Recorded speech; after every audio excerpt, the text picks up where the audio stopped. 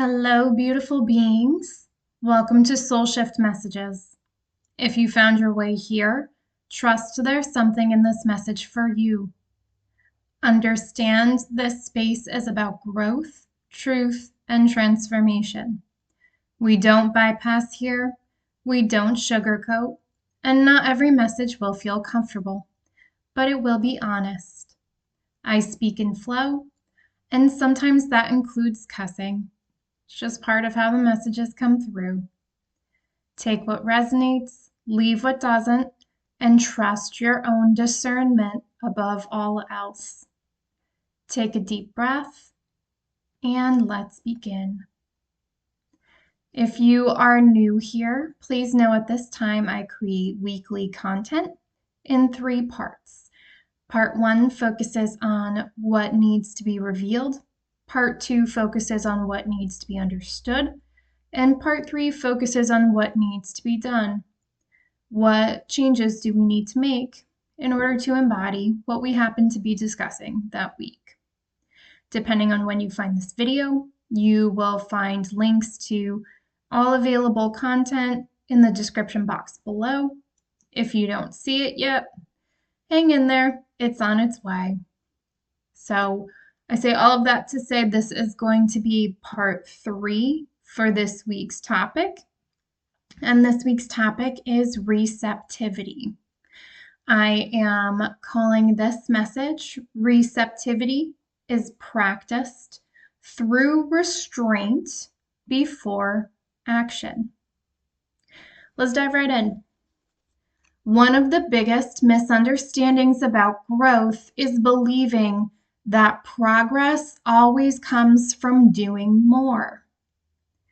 People often assume that if they want to grow, they need to learn another technique, read another book, have another insight, take more action, solve more problems, or push themselves harder. Receptivity teaches something very different. Real growth often begins by slowing down what happens between experience and action. If you watch the previous parts, this is that pause. This is the difference between reacting and responding. Before you explain something, experience it. Before you solve a problem, understand what kind of problem it really is. Before you respond to another person, make sure you have actually heard them, rather than simply reacting to what you expected them to say. Before you act, allow reality enough time to reveal what is actually happening. Just in general, I'm hearing slow down, slow down.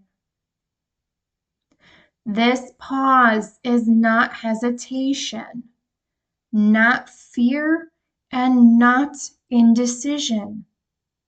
It is where discernment develops. Again, I'm hearing the power of the pause. The quality of your actions depends far more on the quality of your perception than the speed of your response. Again, slow down. The goal is not becoming slow. The goal is allowing understanding to mature before action begins. Discipline, babies. There is a level of discipline that is being asked with this week's topic. What needs to be done? Pause before responding to important situations. Delay interpretation until after careful observation. Resist the urge to immediately solve, explain, or fix. Ask yourself whether you are responding to reality or reacting to assumptions. Stop trying to escape experiences before they have finished teaching you. Much of human behavior is driven by the desire to move through discomfort as quickly as possible. When something difficult happens, the mind immediately searches for relief. It wants certainty, answers, closure, to know what everything means, to move on. But many experiences cannot transform you if you leave them too quickly. Some experiences need to be observed before they can be understood. Some need to be lived through before they make sense. Some reveal their meaning only after time has passed. Growth often happens because you stopped trying to escape discomfort and instead allowed it to teach you. Not every difficult experience is asking to be solved. Some are asking to be witnessed. Some are asking to reshape the way you see. Remaining present with uncertainty is one of the greatest acts of receptivity. And babies, this is why the consistent messages have been coming through as far as keep your eyes open as you are moving through your experience, because things are going to be shown to you. And they are meant to transform you. You are not meant to go through these experiences and come out exactly the same. Again, I'm just hearing eyes wide open. Be receptive to what is shown to you. I'm also hearing trust what you feel. Again, use that pause to avoid any kind of knee-jerk type of thing, but really trust what you feel.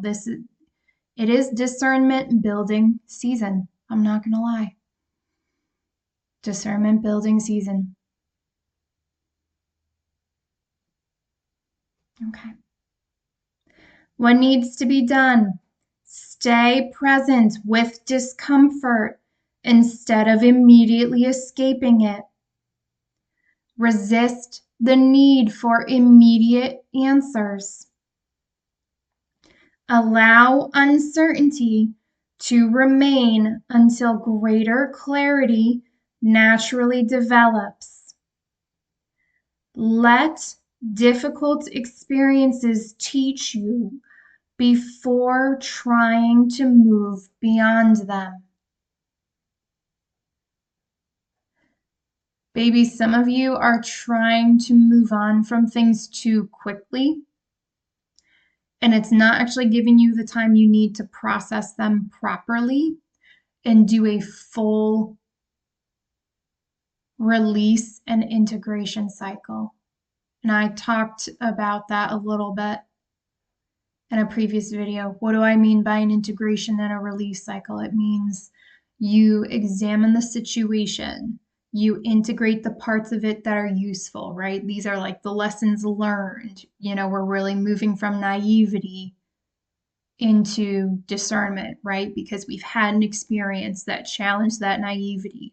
So we should take what we learned, integrate that in, and move forward with it, ultimately with the goal of being able to make different choices in the future. And then we release what's left, right? We process the emotions, the heaviness, all that kind of stuff. We release that. We let it go with thanks because it is part of the process. But that's that release and integration cycle. But again, if you don't take enough time to allow yourself to go through that cycle, I'm going to be honest, like shit gets stuck. Like that's how you actually get stuck energy. You've got to let yourself go through it. And I mean all the way through it. Some of you will be like, well, I mentally processed it. Okay, but did you emotionally process that? Did you actually feel those feelings? If you got hurt, did you honor that hurt? If you had to walk away from something, did you grieve that? Did you allow that to happen? Did you physically release that? Because I don't know who needs to hear this, but the simplest way I can put it, based on my experience, is your body, your physical vessel, whatever you want to call it, is a living archive of everything you have ever been through. And I'll say from my experience, it is not just shit from this lifetime. Typically, the lessons we're learning in this lifetime is usually tied to shit that we still need to process from past lifetimes. For some of you, it will be ancestral too, but that's not going to be for everyone.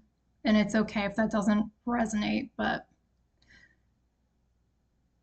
everything is energy. If you're feeling heaviness in your energy, your body is feeling that energy as well. And that is impacting it as well. You have to allow these full cycles to move through, to fully process it, to fully release it. And that's really going to be our goal, is how do we actually get these cycles, these stuck cycles, to actually complete. Let me get back into it. And again, before I do that, they want me to say you need to honor your process. You participate in that as well, and you have control over that. So they're telling you, honor what you feel. Just because you think you should have moved on by now doesn't mean you're ready to actually move beyond it. Honor your pace. And screw other people's opinions. Seriously, screw other people's opinions. If people are not showing you compassion during a time of need, that is information as well. Use that how you see fit. Explanation should follow observation. The mind naturally explains everything.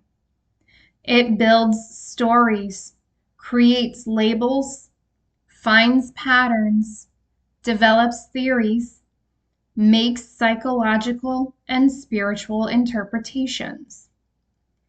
These abilities are valuable. The problem begins when explanation replaces observation. Many people no longer directly experience reality. They experience the stories they tell about reality. Mature perception reverses this order. Observe first. Experience first. Understand second. Interpret last.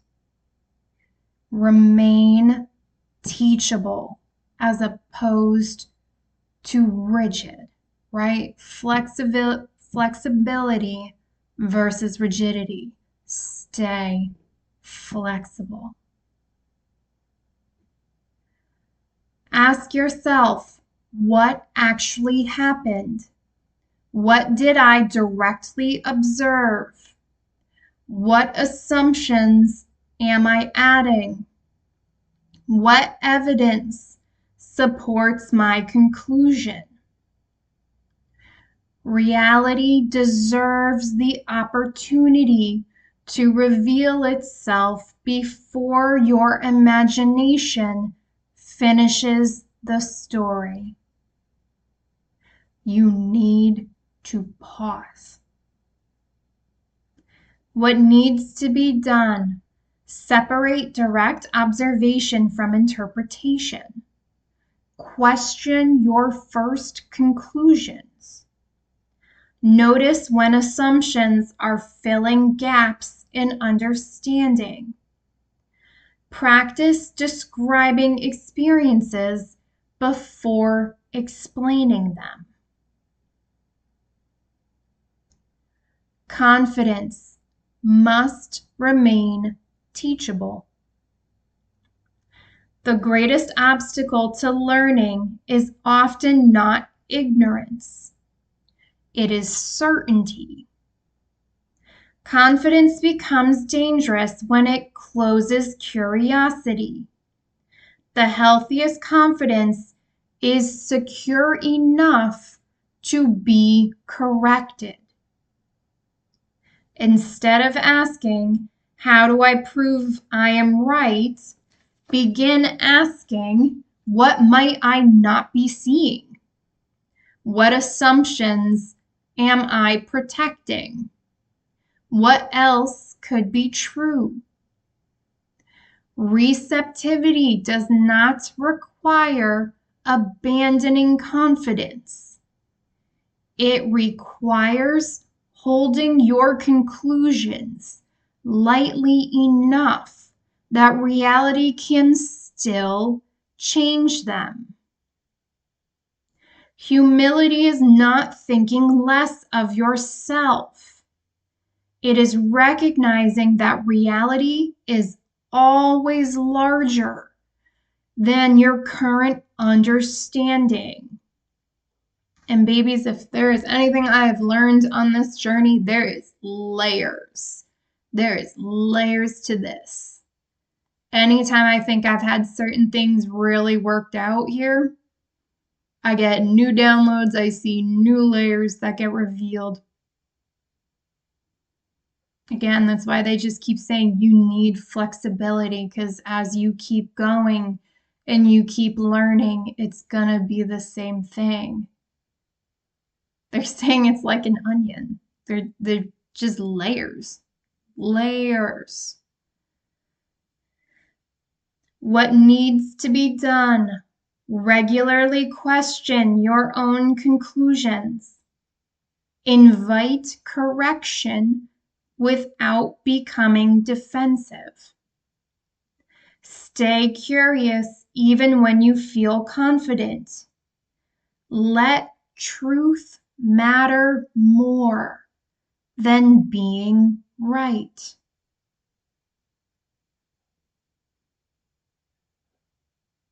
They're saying the wisest person in the room is the one who knows that they don't have all the answers. Anyone who speaks with absolute certainty, they're just saying is fooling themselves. You can be certain in what you know at that time, but again, things can come up. Again, be flexible. Change your mind. Change your mind again. I'm just hearing change your mind as many times as you need to align with what is the truth. And they're saying in that moment, because again, it can change. Your environment shapes your perception. Receptivity is influenced by more than your thoughts. It is shaped by the conditioning, by the conditions. It is shaped by the conditions you repeatedly live within. Your relationships, conversations, routines, the information you consume, the emotional atmosphere around you, the questions you regularly ask, the environments you spend time in. These conditions quietly shape how you perceive reality. Babies, this is why it is reevaluation season whenever you are watching this. You need to take that time to really look at things. Look at the company you keep. Look at the environments you put yourself in. Are these things still, think about the things you talk about, right? Do these people, places, and things allow you to grow? Do they allow you to flourish? Some of you need to really look at things and determine, like, I don't know, it just gives this energy of somebody looking at things and realizing like we just have the same conversations. Like, I'm hearing we only talk about the past. Somebody always talks about the good old days.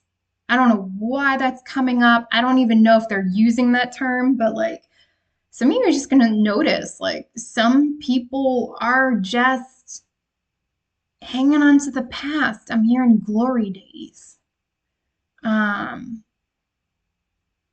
Someone could be listening to Bruce Springsteen. The song Glory Days could be significant, but like I don't know, it's almost, again, it's like I don't know, babies. It kind of feels like someone's snapping out of like, I don't want to say it's spell work because it's not, but it's just kind of like someone's snapping out of it with certain people, places, and things. You know? It's like, why are we all talking about shit in high school? Why are we talking about shit from college? We are grown fucking adults. Like, why do we keep talking about that shit?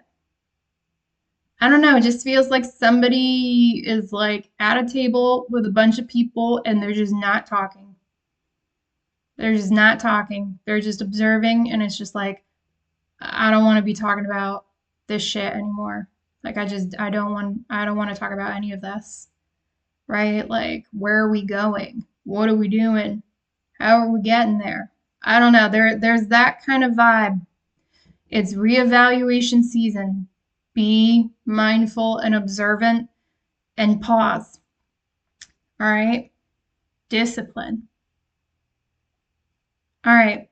Some environments encourage openness. Others reinforce fear, certainty, resentment, distraction, or emotional exhaustion. Sometimes growth begins not by changing yourself directly, but by changing the conditions that continually shape you. Some of you are just going to realize you are simply outgrowing things. And they're saying that's okay.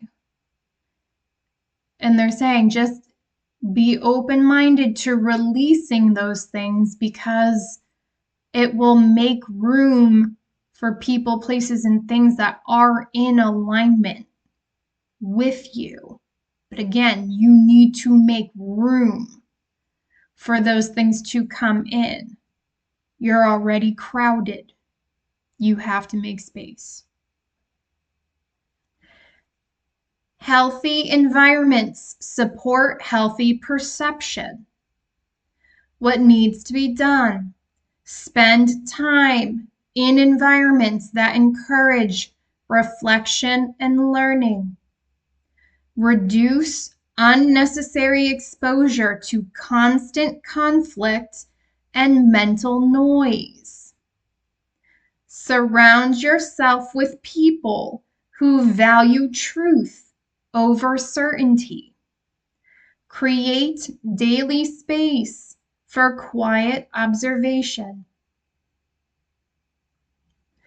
Emotions should flow rather than accumulate. Receptivity does not mean collecting endless emotional experiences. Emotions are meant to move. Babies, energy is meant to flow. And again, ideally, energy is meant to flow in a reciprocal manner. And some of you are going to realize as you are going through this reevaluation season of where your energy is going, and you're going to clock real fast if it's coming back to you or not.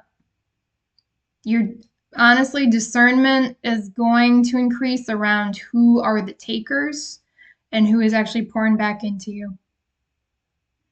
And that decision is going to be up to you.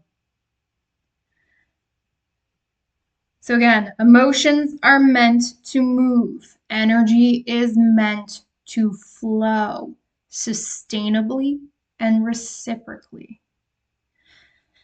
They arrive. They communicate something. They are understood. They are integrated. Then they continue moving. Many people never complete this process. Old disappointments, fears, conflicts, shame, identities, victories. Everything remains active. Eventually, the past begins interpreting the present. The goal is not forgetting. The goal is allowing emotional experiences to become wisdom instead of remaining unfinished emotional weight. Again, that is that release and integration process. Keep what is useful, turn that into wisdom, release the rest. Let it go, babies. Some of you are going to know you are doing this because you're just going to start feeling lighter, energetically lighter, and it's going to make you feel physically lighter. You're just not going to be carrying the same level of heaviness.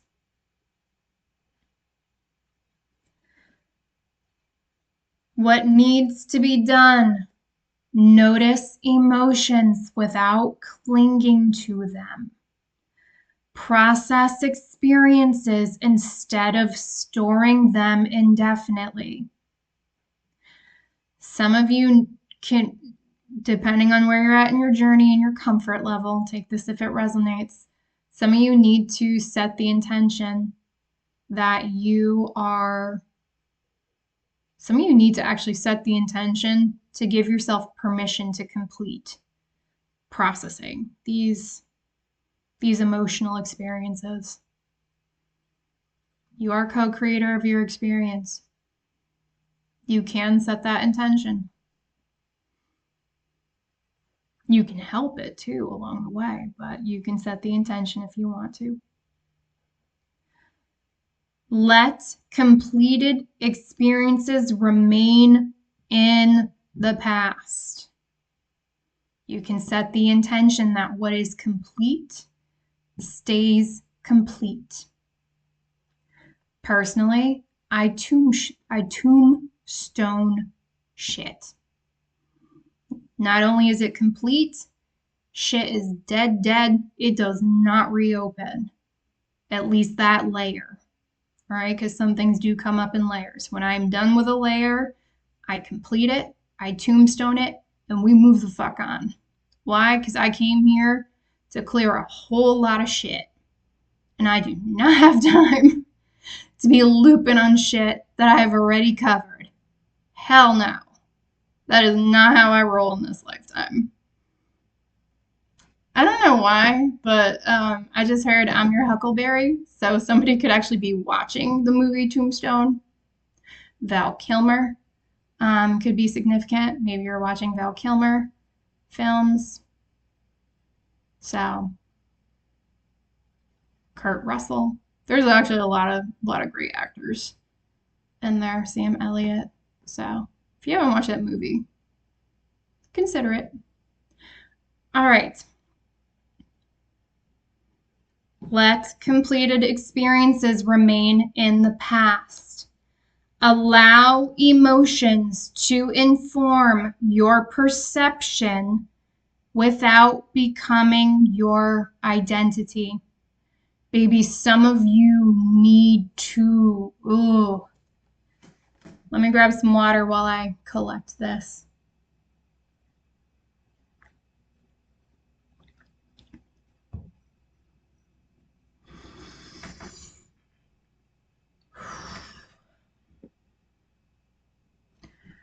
I'm gonna say this with a lot of love, babies.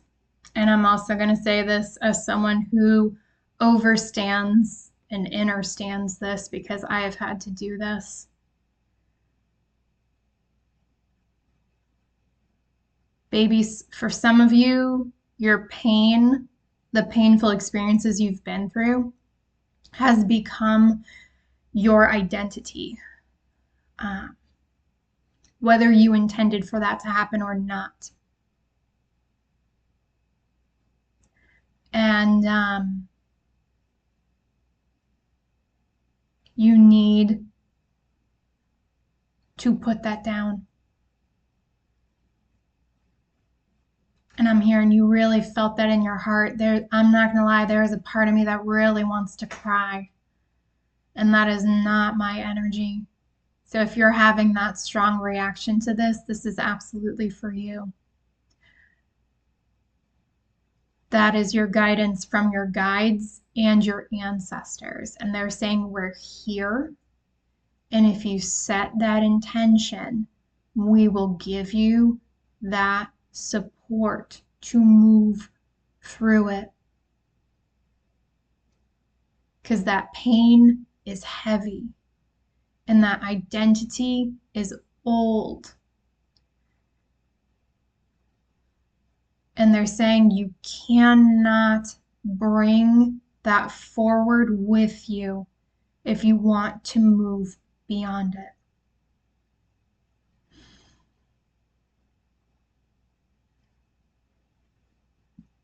And they're saying, let us help.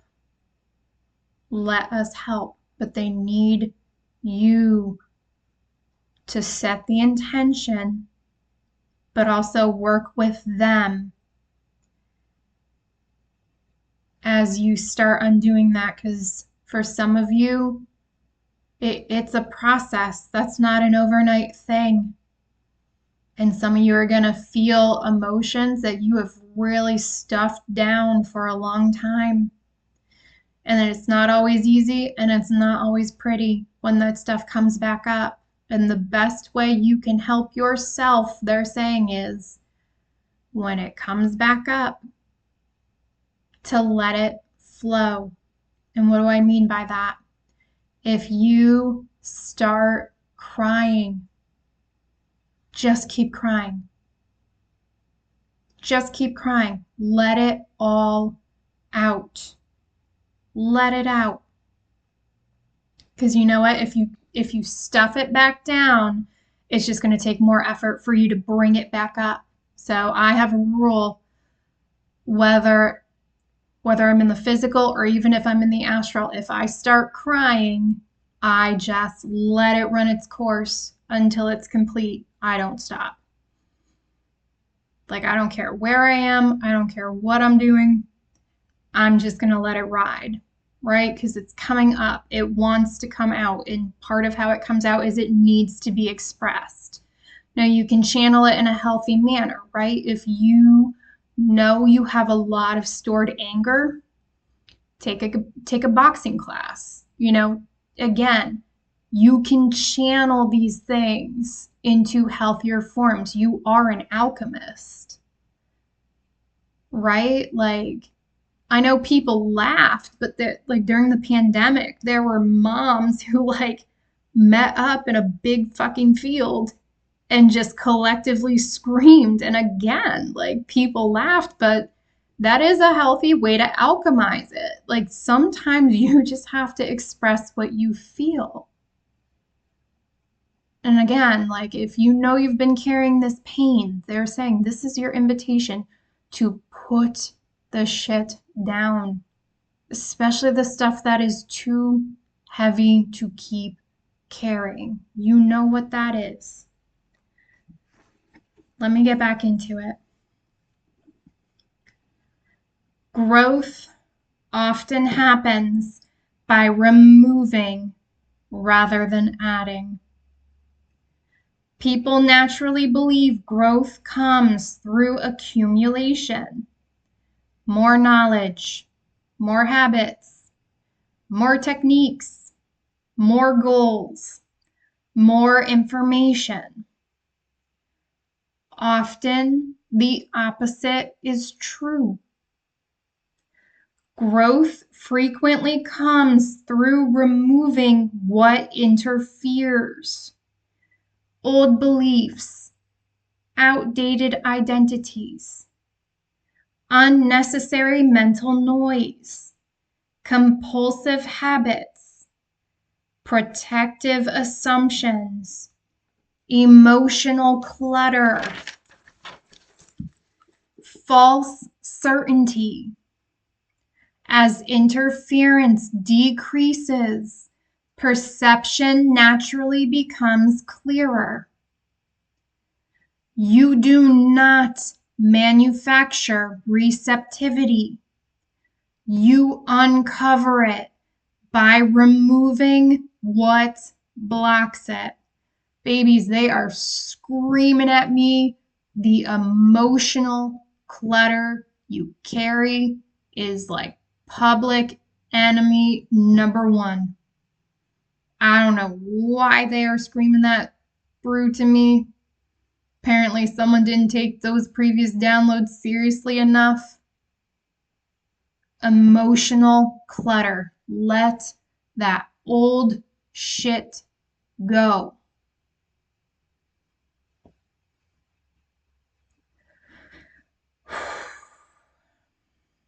Reality does not need you to create truth.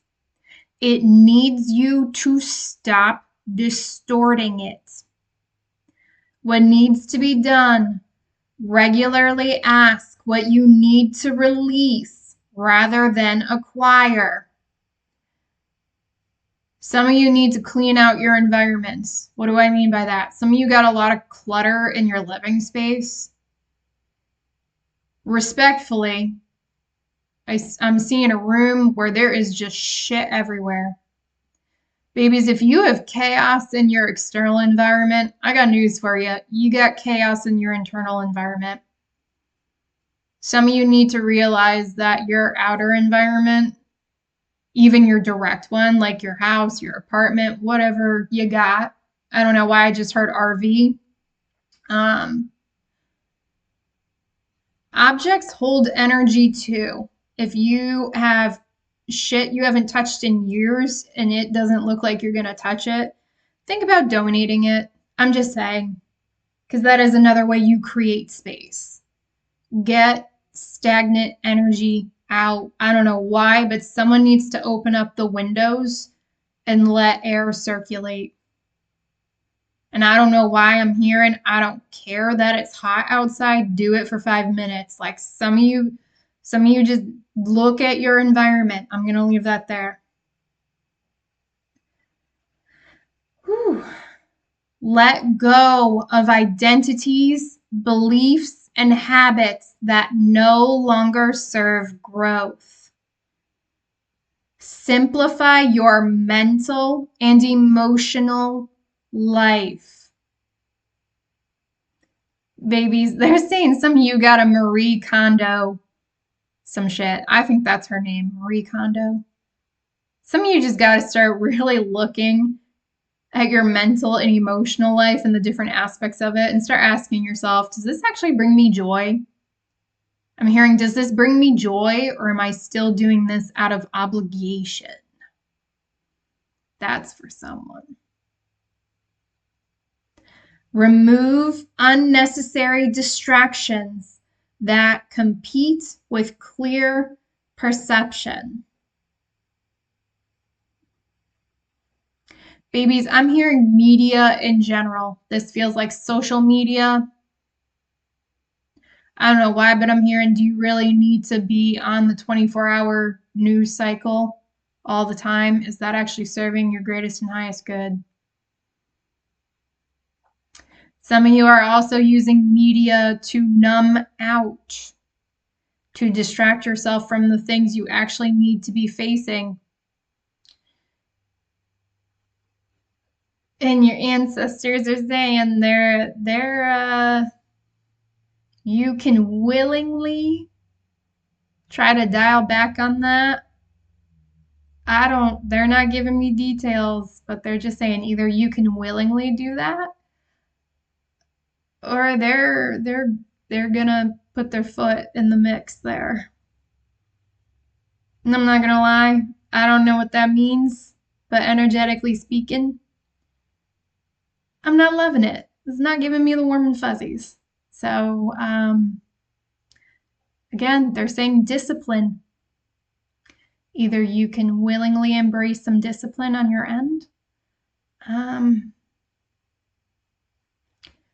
not gonna lie, it feels like some things may happen in your experience where you have to address things. You can't use those things to distract you. Certain things will take place where you have to, I'm hearing, face the music. Face the music. Alrighty, I'm getting out of that one. Stability creates wise action. Many people believe clarity comes after action. More often, wise action grows from inner stability. Again, outer chaos tends to be reflective of inner chaos. You cultivate this inner stability. The external only matters so much, right? You can have chaos externally, but if you have inner stability, you can manage this with greater ease and make better, more clear decisions. Mastering the self.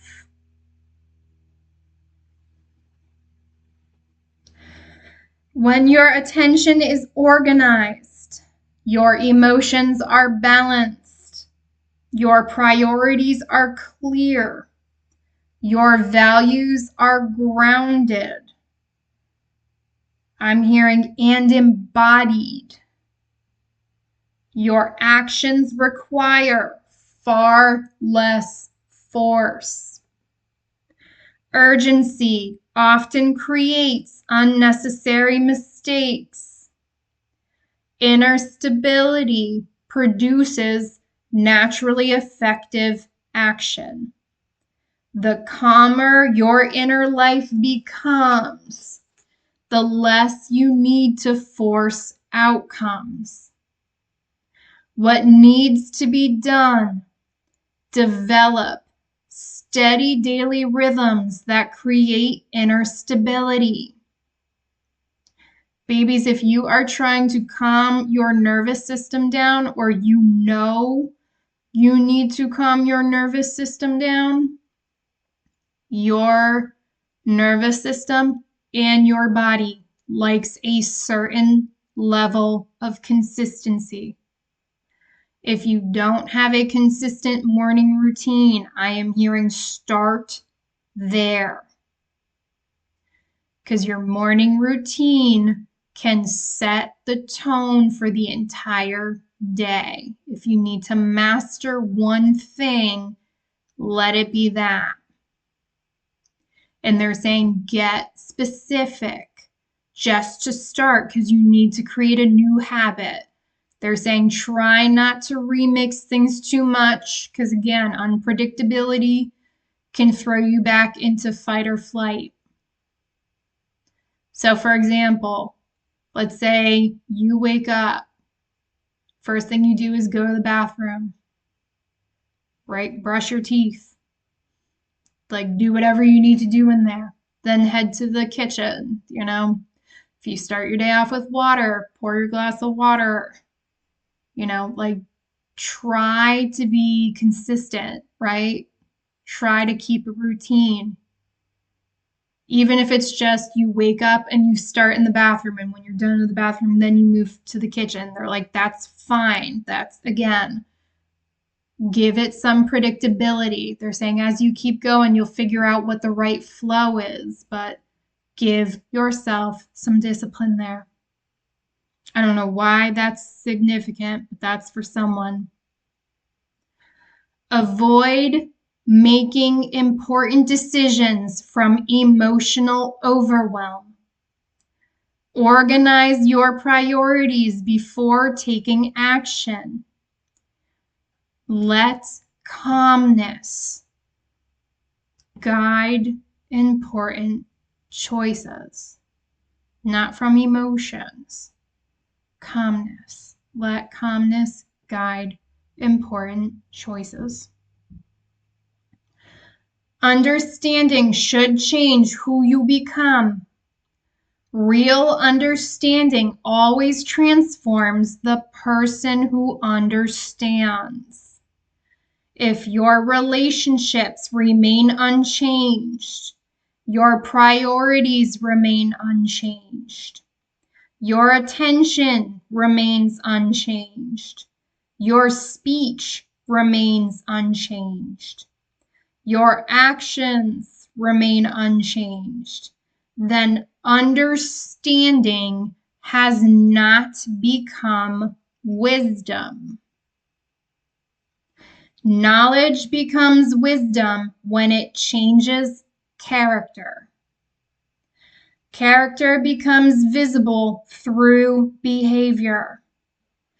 Transformation is the evidence that understanding has become real.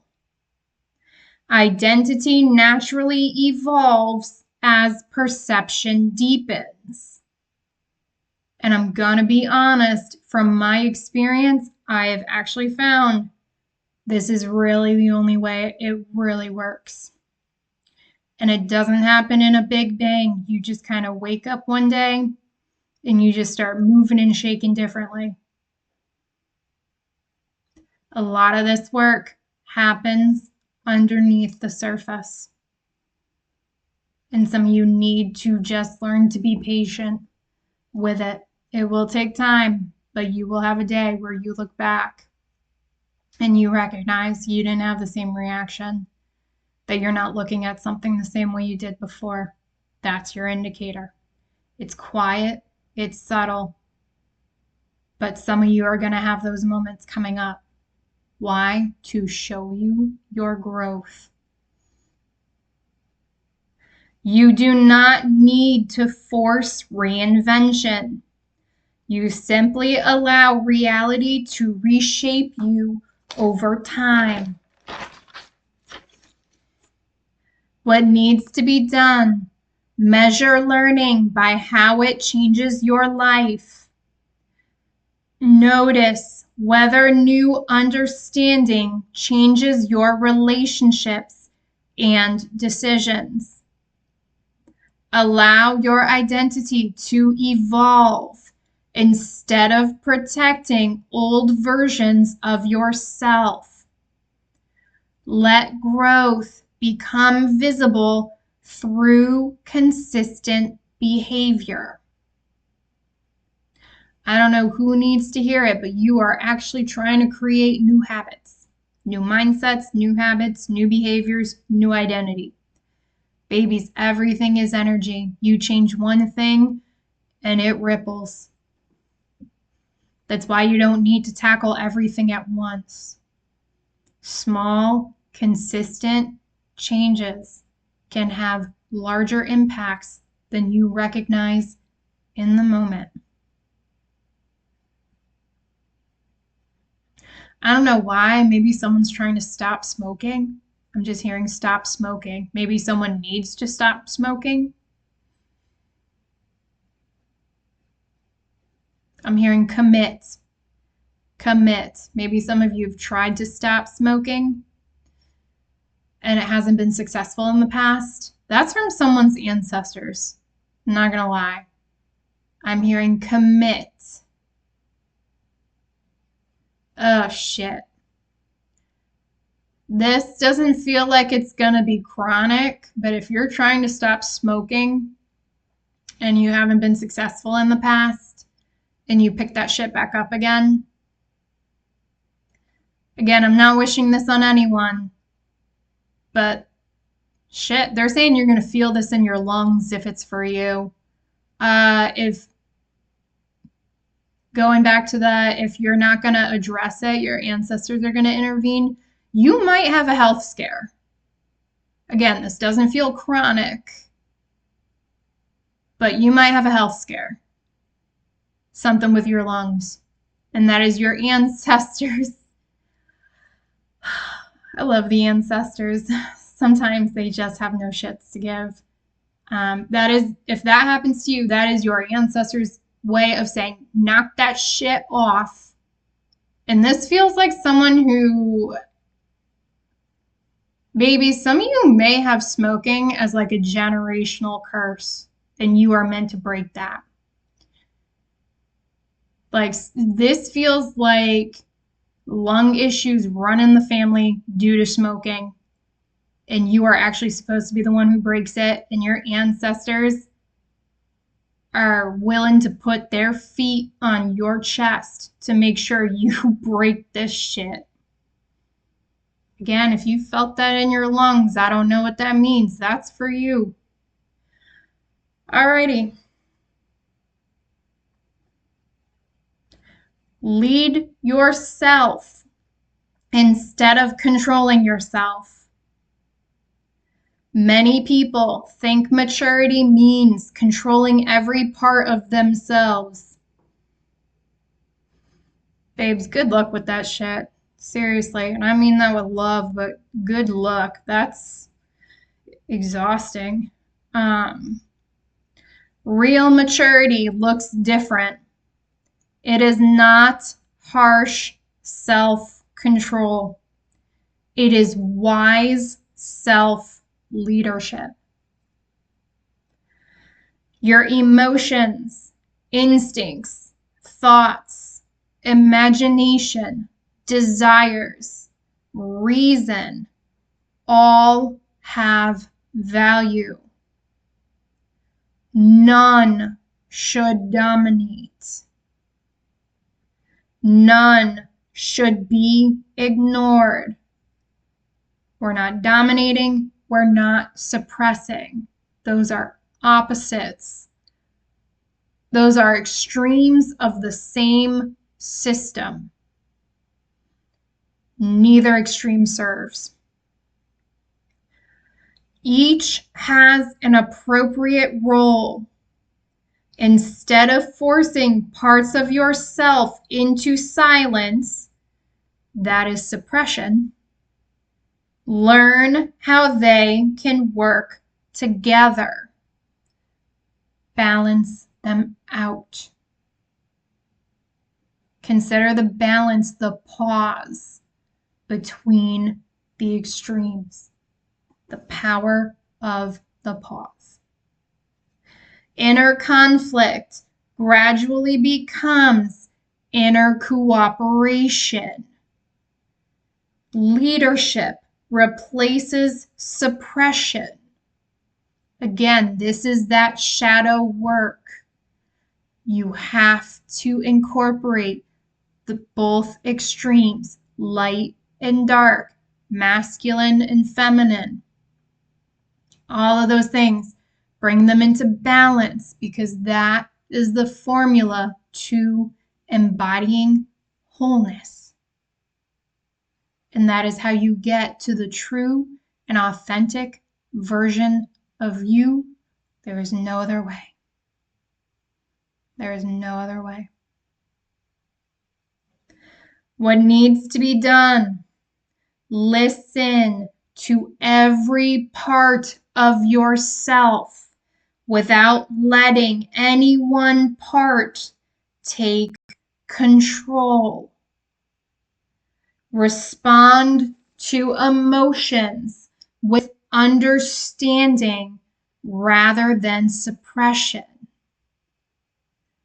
Organize your inner life instead of fighting it. Practice cooperation between reason, emotion, intuition, and action.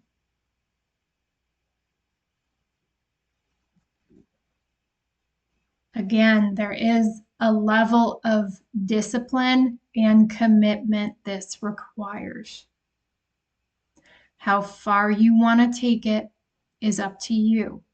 And we're all at different parts, and we all have different aspects of our journey that we need to address. And they're saying, if you don't know where to start, begin with what presents itself next in your experience. If you encounter a conflict, whatever that is mirroring to you, that is where you should start. Your experience will help guide your attention to what needs to be addressed. Not everyone is going to take this as deep as I have. Frankly, I hope there really is a part of me that hopes that some people don't have to go as deep as I have, because my gosh. But again, if you don't know where to start with what presents itself next in your experience. That will help you. Protect your curiosity. Curiosity is one of the foundations of receptivity. I'm also hearing curiosity keeps the magic and the mystery of this experience alive, which for some of you will help you stay out of falling into bitterness or cynicism. That's good to know. People lose curiosity whenever they become uncomfortable with uncertainty. They rush toward conclusions, simplify complex situations, and reduce mystery too quickly. This creates certainty without understanding. Curiosity allows reality to reveal more than your first impression. Some truths require time. Some questions deserve to remain open. Curiosity protects learning.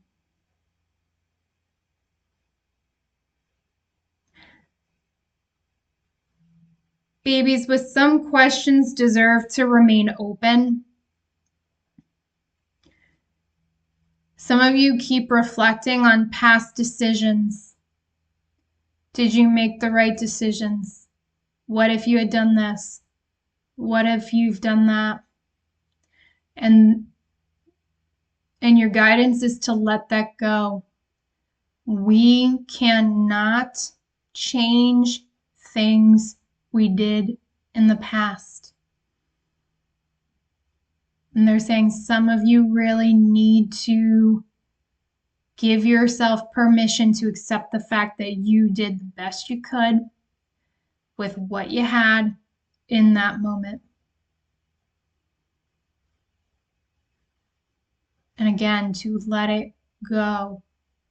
No one goes through this experience making perfect decisions every time. I sure as shit have not. But I also recognize that there are things that I know now that I did not know in the moment. And again, we cannot be beating ourselves up in the present for things we did in the past when we just didn't know any better.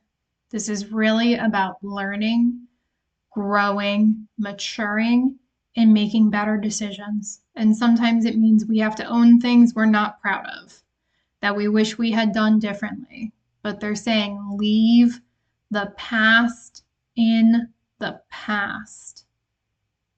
That's not helping you. You are where you are.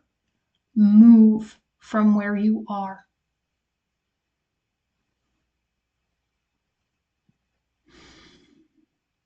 Again, curiosity protects learning. It keeps you open to being receptive and being teachable. What needs to be done? Keep asking questions after your first answer. Allow uncertainty without rushing toward closure.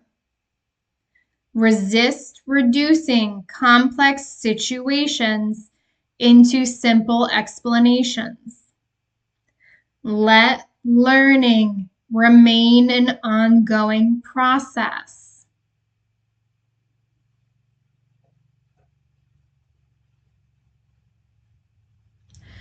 Babies, I don't know why they want me to say it, so I'm going to honor it. Babies, some of you just need to own the fact, like if you were wrong, take accountability for it. I don't know who this is for, but if you were wrong, because again, they're just saying you are always responsible for your actions. You are always accountable for your actions. So if you were wrong and you know you're wrong, I don't know why, but I'm just hearing like put your pride aside and apologize sincerely. I don't know why that's coming through. I'm not getting anything more than that. But again, they're just saying you're always accountable for your actions. If you're wrong, say you're wrong, apologize sincerely. And again, that can go in so many different directions. So they're just saying, and move forward from that. See what happens from there. I don't know who that's for, but I'm going to leave that there. Your speech reveals your perception. The way you speak reveals how you perceive. Impulsive speech often reveals impulsive perception. Careful speech usually reflects careful observation. Not every thought needs expression. Not every opinion requires sharing. Words become more trustworthy when they arise from understanding rather than reaction. I'm hearing mind your words. This may be tied to the download I got about apologizing. There may be a connection here. I won't deny that. In what way? I'm not sure. Mind your words. They're saying the saying, sticks and stones may break my bones, but words will never hurt me, is an outright lie. Words hurt people every day. Every day. Be mindful with your words. Again, there is a call to discipline and maturity. If you are listening to this message, you are meant to mature. And with maturement comes discipline, mastery of the self. Be accountable even when you slip. Sometimes silence allows perception to deepen. Sometimes thoughtful questions reveal more than immediate answers. I don't know why, but it feels like if someone says something hurtful to you, instead of saying something hurtful back,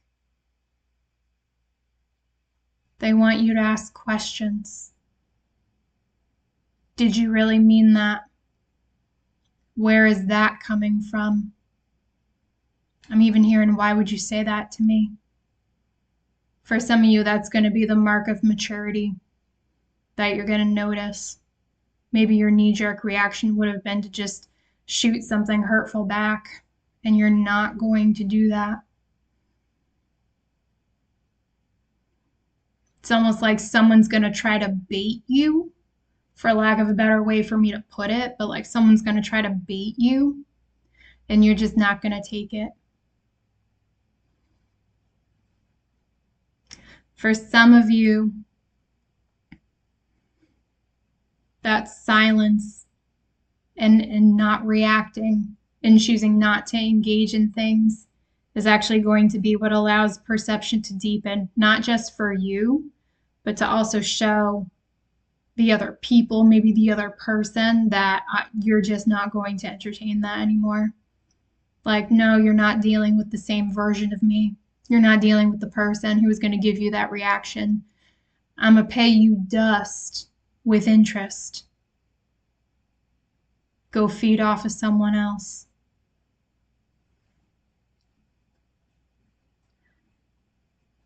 Speech should participate in reality rather than compete with it.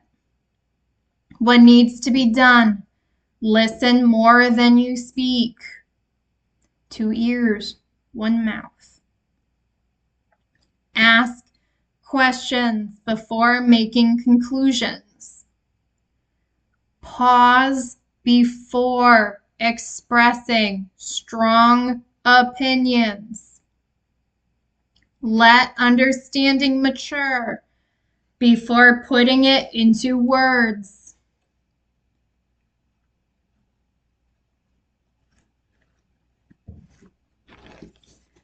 Order your inner life before trying to change the outer world. Self-mastery. Many people devote tremendous energy to changing external circumstances while their inner world remains divided. That is that fragmentation. That is that internal gridlock. That is that identity fracture. All right, those are those competing aspects of yourself, those extremes that need to be balanced out. Thoughts pull in one direction. Emotions pull in another. Fear competes with desire. Old memories compete with present reality. Attention constantly shifts. Confusion often comes from this lack of inner order rather than lack of information. As your inner life becomes more organized, your outer actions naturally become wiser. The world changes more effectively through an ordered mind rather than through constant effort. What needs to be done? Bring consistency to your thinking, emotions, and values. Notice where different parts of yourself are competing. Create inner harmony before trying to solve external problems. Build habits that strengthen inner order. Discipline. I don't know why, if you're new here, I have an internal gridlock, that identity fracture, as a survival mechanism. It's a playlist. You can find it on my page if you're interested in it. I also talk about the extremes and balancing that out in the self-worth series. There's actually a few things, so if you want to explore those, you can take a look at those. Otherwise, I'm just going to leave it there. It just feels like there's someone new here who may be interested in that, and they wanted me to point that out. There's a lot of resources on this page. Become a steward of your mind rather than its prisoner. Perhaps the deepest practical lesson is that receptivity is stewardship. Your attention needs protection. Your thoughts need guidance. Your beliefs need regular examination. Your emotions need understanding. Your habits need adjustment. Your speech needs restraint. Your actions need discernment. None of these should run automatically. At the same time, none should be controlled through force. Healthy growth is not domination, it is cultivation. Like a gardener, you cannot force growth. You create the conditions that allow growth to happen. This is how receptivity develops. You do not force yourself to become receptive. You steadily remove interference and create conditions where clear perception naturally emerges. What needs to be done? Treat your attention as one of your most valuable responsibilities. Examine your beliefs regularly instead of assuming they are final. Create habits that support clarity rather than distraction. Focus on cultivating healthy conditions instead of forcing change. Babies, I have to be so honest, and someone needs to hear this, but trying to force shit is not actually what creates sustainable growth. You'll have success for a little bit, but eventually it becomes too much work. I genuinely mean it. If you create the conditions and you practice the habits, that shit just organically happens. And when it organically happens, it tends to stay. And it's easier to maintain. And it's easier to keep growing. So again, start small. Start small. Because once you get good at one thing, you can add another thing, and then another thing, and another thing. Just, again, stay flexible, let it flow. If you really don't know where to start, again, the next thing that comes up in your experience is actually what requires your attention.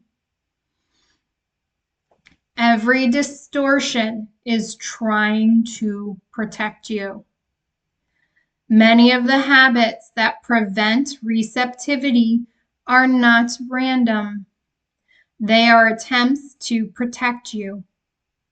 Fear tries to protect you from pain. Certainty tries to protect you from uncertainty. Control tries to protect you from unpredictability. Projection tries to protect you from being surprised. Judgment tries to protect you from vulnerability. Overthinking tries to protect you from making mistakes. Even constantly helping other people can become a way of protecting yourself from your own vulnerability. These strategies are understandable, but they come with a cost. They begin protecting your comfort instead of helping you discover what is true. As long as feeling safe is more important than seeing clearly, perception will remain distorted. Growth does not require abandoning protection altogether. It requires allowing truth to become more important than psychological comfort. What needs to be done? Ask what fear, certainty, or control is trying to protect. Notice when you choose emotional comfort over honest observation. Become willing to be surprised, corrected, or challenged. Let truth gradually become more important than feeling certain. Receptivity is the courage to be changed. Most people spend much of their lives trying to change reality. Far fewer allow reality to change them. To be receptive is to have the courage to be affected by what is true, to allow another person to reveal something you had not considered, to let suffering change your priorities instead of only trying to eliminate it, to let beauty soften your defenses, to let failure produce humility, to let success produce gratitude rather than pride, to let love expose vulnerability instead of reinforcing control. You are not weak because reality changes you. You are becoming teachable. And babies, I think some of the strongest people are the ones who embrace being teachable. Why? Because that is the one thing you really can control. You really don't have control over everything that happens in this reality. Yeah, you co-create as best as you can, but you'll never have full control over that. But you can be mindful of where you're at, how you're interacting, how you're participating with this reality. That's really where it is. The more mature you become, the less energy you spend defending yourself from reality, and the more energy you spend learning from it. What needs to be done? Welcome correction instead of resisting it. Allow experiences to reshape your priorities. Let beauty, love, loss, and failure deepen your understanding. Stay open to being transformed rather than simply informed. Attention is one of your greatest responsibilities. Your attention is not passive. It is one of the most powerful forces shaping your life. Whatever repeatedly captures your attention gradually shapes your perception. Where attention goes, energy flows. What are you investing in? If your attention constantly returns to fear, the world begins to look dangerous. If it constantly returns to resentment, the world begins to look unfair.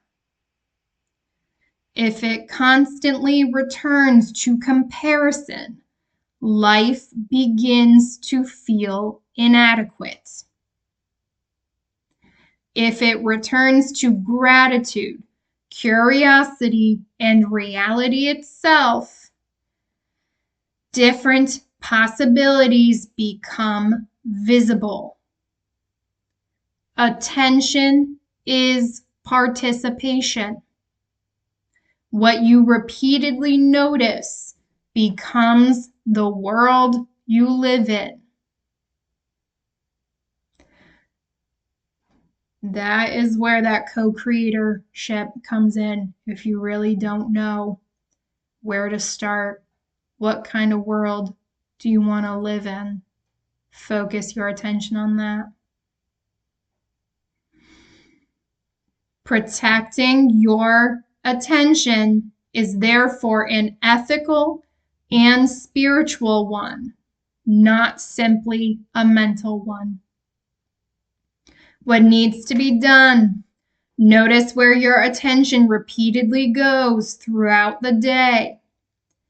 Reduce habits that constantly pull your attention toward fear or distraction. Babies, I don't know who needs to hear this, but people can be distractions. I don't know who needs to hear that. People can be distractions. There are genuinely some people purposely put on your path to distract you. I don't know why they're making me come so hard at that point. People are distractions. Look at your circle. I'm going to leave it there because I feel like I have tackled that so many times in so many different ways, and I just feel like there's nothing new. There's nothing new to add to that. People can be distractions. All right, they are making me think of that saying, don't let your boyfriend or your girlfriend distract you from your husband, your wife. All right? And you don't have to buy into all that stuff. Just take what resonates, right? Don't let who you currently have in your experience distract you from where you're actually supposed to be. For some of you, that is the takeaway. Who do you know is distracting you from where you're actually supposed to be? Okay. Intentionally direct attention toward what is true, meaningful, and life-giving. Practice returning your attention to the present moment. Learn the difference between influence and control. One of the deepest changes in maturity is moving away from control and toward influence. Control demands certainty.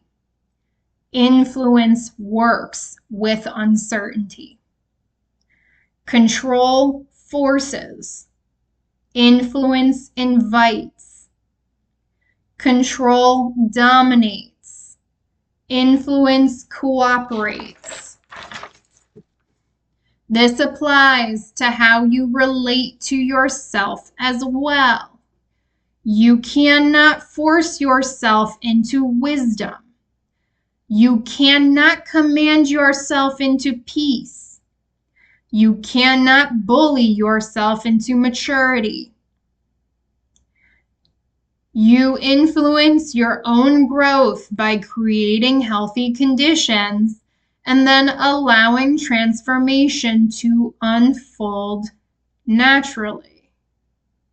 And babies, they're taking me back to the gardener thing. It is reevaluation season. You gotta weed out what does not belong to create the conditions that you need to allow transformation to unfold naturally. I feel like that visual helps someone. Good. Growth is cultivated, not manufactured. What needs to be done? Replace force with patience. And I don't know who needs to hear this, but either you can embrace patience or you can be forced to embrace patience. And I can tell you from experience, being forced to embrace patience is not the smoothest, easiest, or most desirable way to do it. It'll get you there. But I do remember telling my guides at one point that I was pretty sure I was gonna like pop a blood vessel in my eye or some shit if things didn't speed up. So it has nothing to do with ego. They don't give a shit about your ego. So to the best of your ability, replace force with patience. Create conditions that support healthy change rather than demanding immediate results. Guide yourself gently instead of trying to control every outcome. Trust gradual transformation. I'm hearing for those of you who have consistently been listening to my videos week after week, series after series, you are going to start seeing the results. And again, that is meant to show you that with time and trust, that gradual transformation does eventually start to appear in your experience, in your participation with reality. And thank you for tuning in, babies. I appreciate that. And I'm very grateful. Create more space in your mind. The mature mind is spacious. There is space between experience and reaction, emotion and action, disagreement and judgment, uncertainty and conclusion, thought and speech. Again, that pause. I'm literally hearing a sacred pause. Immaturity collapses these spaces. Everything happens immediately. See, judge, react, speak, act.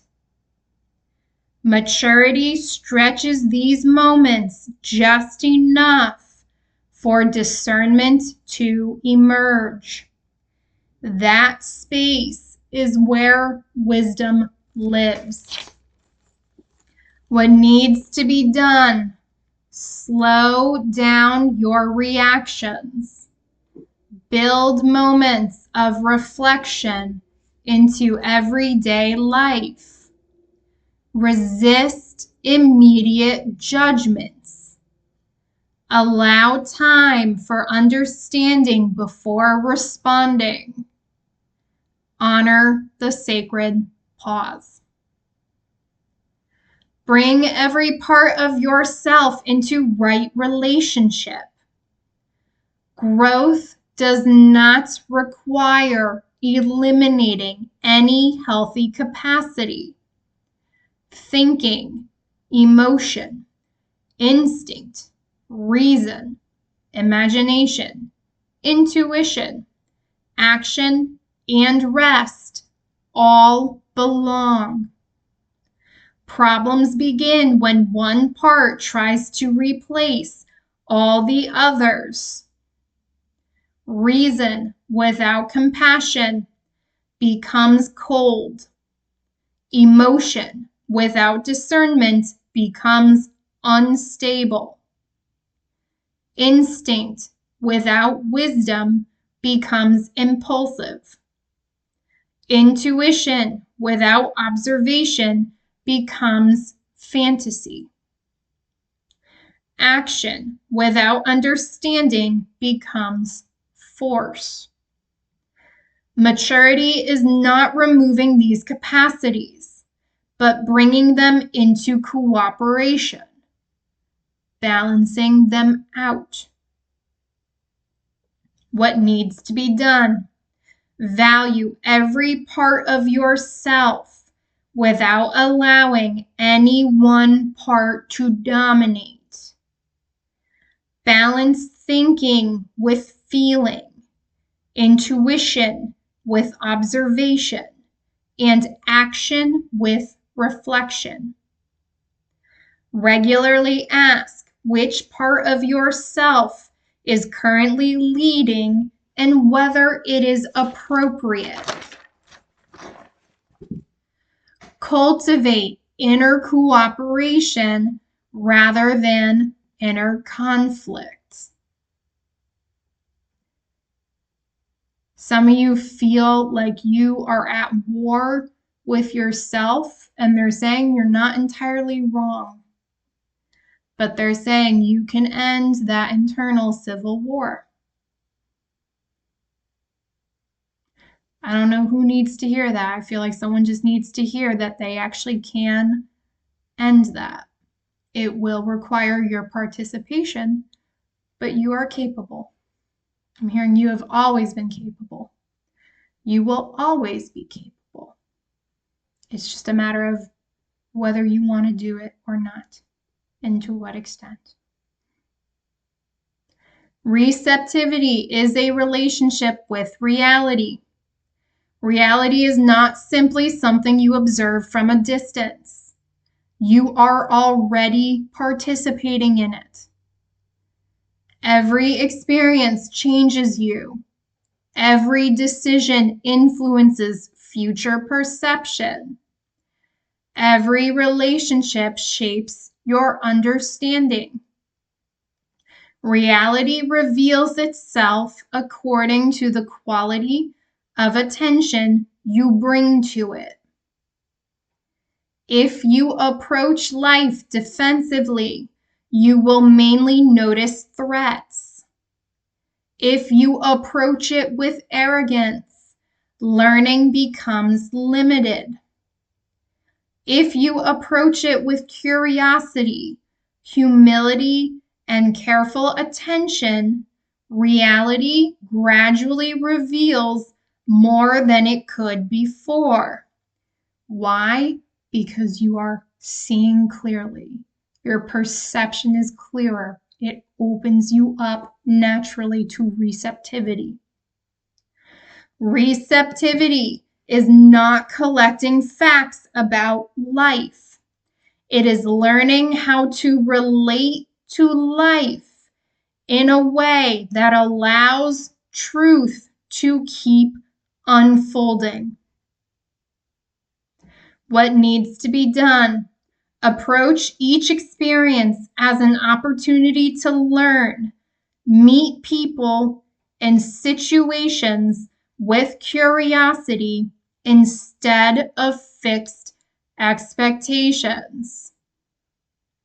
Babies, this is why some of you really need to put that past pain, those past experiences down, because you are going to be meeting new people in new situations, and they don't want you to go in with those old fixed expectations. I'm hearing this is not that. That's why you need to leave that in the past where it belongs, where it will always belong, and focus on who you are in the present. Remain open, remain receptive. Treat life as an ongoing conversation rather than a problem to conquer. Continually allow reality to refine your understanding. I'm literally hearing nothing is set in stone. Stay flexible. The goal is not self-improvement, but faithful participation. The deepest shift is moving away from making yourself the center of the journey. Instead of constantly asking, how do I become better? Begin asking, how can I participate more faithfully with what is true? Ironically, genuine self-development follows naturally. Babies, they're saying work smarter, not harder. Some of you want to win at life?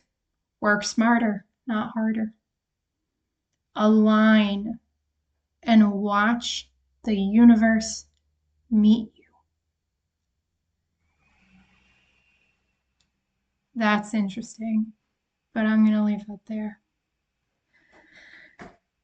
As reality reshapes you, wisdom grows, compassion deepens, humility strengthens, patience expands, discernment improves.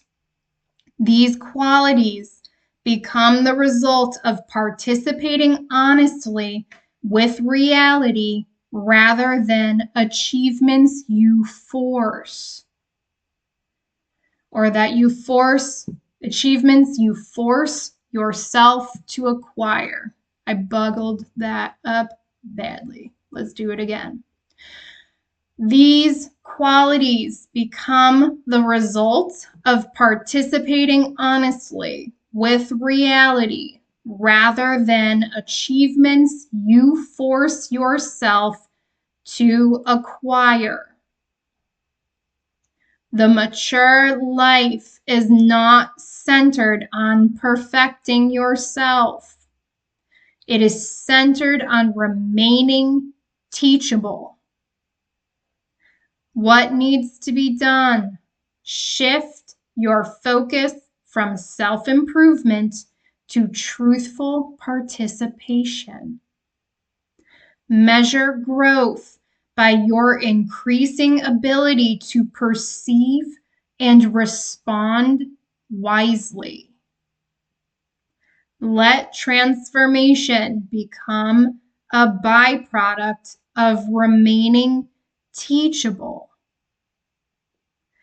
Continually return to reality with humility, curiosity, and openness.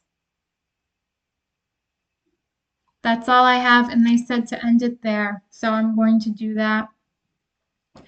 That is going to conclude the series on receptivity, and hopefully you found this insightful. I will be back on Sunday with the next topic. Feel free to check back in on Sunday to see if that's going to resonate or not. So if it doesn't, that's okay. Just know it'll be there if you change your minds later on. And in the meantime, take care of yourselves, beautiful beings. Until next time, bye.